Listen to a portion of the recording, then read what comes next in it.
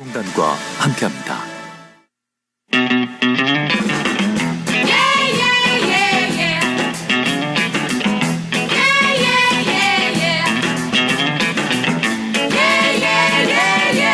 과거의 역사를 통해 현재를 돌아보는 역사 평행 이론. 날카로운 역사 인식으로 우리 사회를 분석하는 기자, 한국일보 김광원 기자 연결합니다. 기자님 안녕하세요. 안녕하십니까. 네, 내일이 11월 12일 초코과자의 날이기도 하고요. 또 잘 아시겠지만 농업인의 날입니다. 오늘은 농업에 대한 이야기를 좀 해볼까 해요, 기자님. 예, 최근에 한국 농업 기술이 화제가 됐습니다. 국토의 97%가 사막인 아랍에미리트에서 벼재배에 성공했죠. 이 대단한 성과입니다. 네. 여기에서 조금 더 거슬러 올라 역사를 보면요. 1860년대에서 70년대에 한견동 농민들이 두만강을 건너서 북간도하고 연해주 일대에 진출했습니다.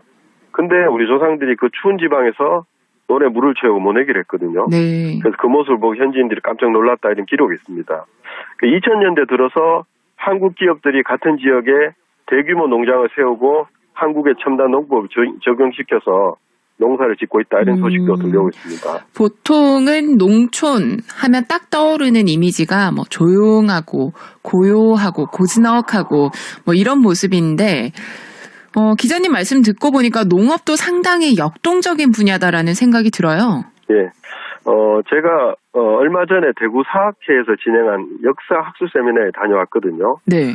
그곳에서 김성우 대구 한의대학교 교수가 발표한 내용을 들으면서 깊은 감명을 받았는데 이분 발표에 따르면 농업 기술은 한때 산업화 시대의 중공업이나 현대 첨단 기술 이상으로 온 국민의 관심이 집중되던 분야였습니다. 15세기가 특히 그랬거든요.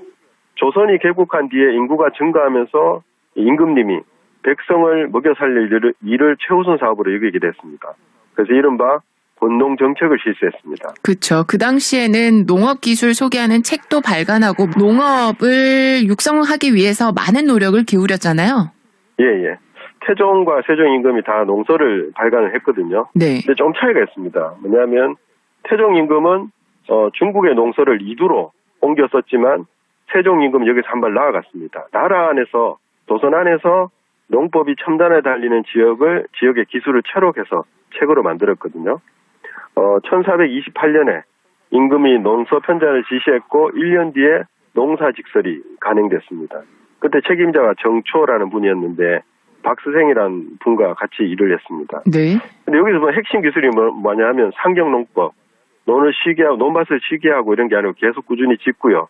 또 소위 말하는 모내기 같은 네. 물을 채우고 농사를 짓는 그게 이제 핵심이었는데 전자는 아까 말씀드렸듯이 논밭을 해를 묵히지 않고 계속 경작하는 방법이었고요. 후자는 요즘으로 하면 이제 모내기 아니면 물에 씨앗을 뿌리는 거 이런 경작법이었습니다. 농사에서 가장 기본이 되는 기술들이네요. 그렇죠. 근데 이제 문제점이 좀 발견됐어요. 뭐냐면 이 수전농법을 하려면 물을 원활하게 공급해야 되잖아요. 네. 그래서 이제 그게 좀 어려웠어요. 그래서 세종 임금이 보다 원활한 물 공급을 위해서 일본의 수차를 주목했습니다. 세종이 수차를 주목한 계기는 1428년에 파견한 통신사였습니다. 그때 책임자, 정사를 맡았던 박 서생이 임금님한테 수차가 좋습니다. 이렇게 적극 추천을 했습니다. 국내 기술들도 발굴하고 해외 기술도 적극적으로 도입하고 지금 현대적인 산업과 뭐 별반 다르지 않네요. 그렇죠. 이렇게 새로운 기술을 개발하는 데 있어서 지금과 비슷하죠. 네네. 이 1444년에 임금이 지방관들에게 권농교서라는 책을 내렸습니다. 근데 이 책은 하위지라는 분이 저술을 했는데 요분은 동사직서를 쓴 정초나 박스생보다 한 세대 정도 아래였습니다. 예, 하위지 하면은 사육신이었다. 뭐 이것만 떠오르는데 사실 세종의 농업 정책에서도 큰 활약을 하신 분이 하위지. 요즘으로 치면은 경제 전문 관료 중에 한 명이다라고 생각해도 되겠죠? 그렇죠. 근데 이제 신기한 게 하나 있습니다. 뭐냐면 농서를 쓰고 수차 도입의 필요성을 제기한 이들이 공통점이 있었습니다. 뭘까요? 그게 뭐냐면 모두 같은 지역 출신이었습니다. 네. 이게 하단과 정초는 선산 영봉리 출신이었고 하단과 대과에 함께 급제한 김국유는 길제의 제자로 선산의 속희연인 해평 사람이었거든요.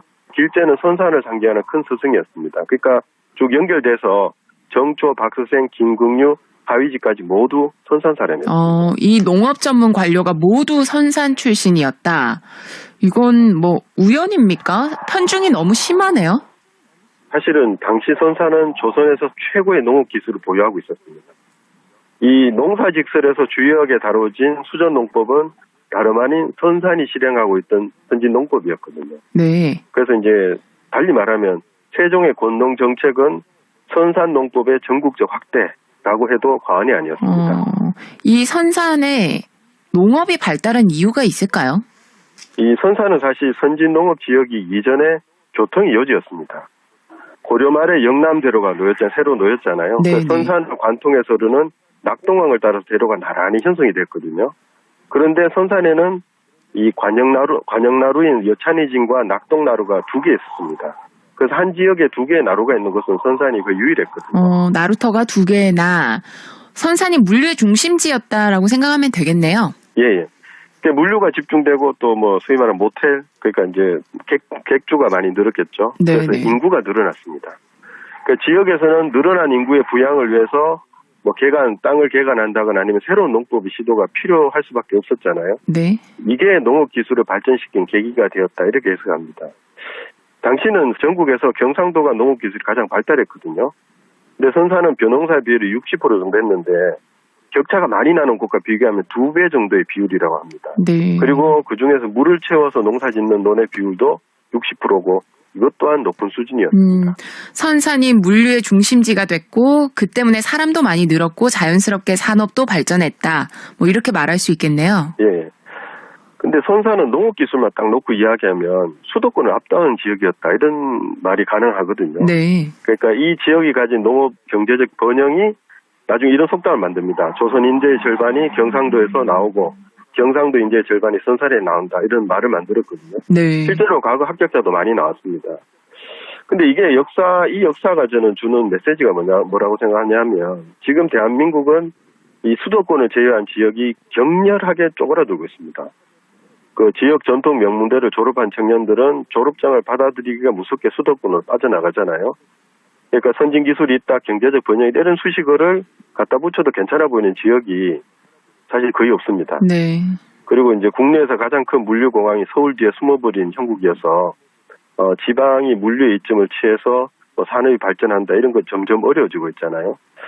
그런 면에서 공부든 경제든 나름의 위세를 자랑한 선산의 역사는 그저 지역의 역사를 넘어서서 지방 분권, 균형 발전이 점점 더 요원해지고 있는 이 시대에 다시 한번 고시워 봐야 할 어떤 모범사례, 역사적 모범사례가 아닐까 그런 생각이 듭니다. 사실 서울공화국이라는 말이 처음 나온 거는 60년대라고 하잖아요. 예. 그 후로도 계속 수도권 편중에 대한 우려가 나오고 있고 지금은 수도권과 지역의 차이 더더욱 계속 벌어지고 있죠.